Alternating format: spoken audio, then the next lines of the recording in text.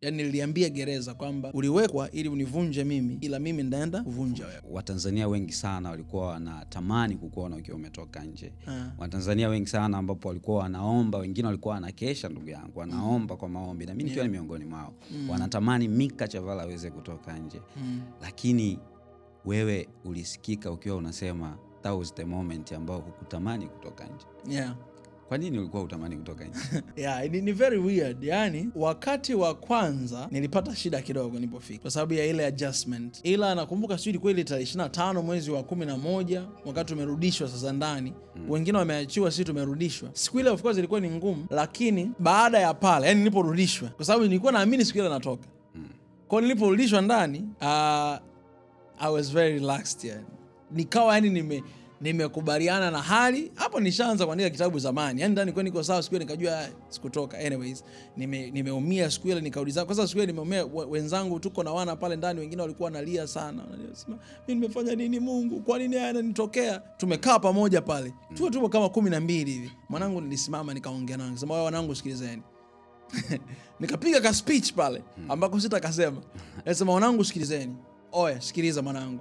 Sikiliza. Yaani kama unalia mwanangu lia. Yaani lia sasa hivi, ila tukitoka hapa machozi yaishi. Yaani kama wanasikiza hii wata confirm.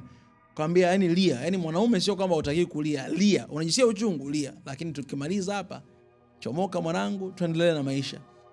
Tuendelee na maisha. Hii kitu mimi nilipofika mara kwanza niliomba, nikasema you were meant to break me but I'm going to break you.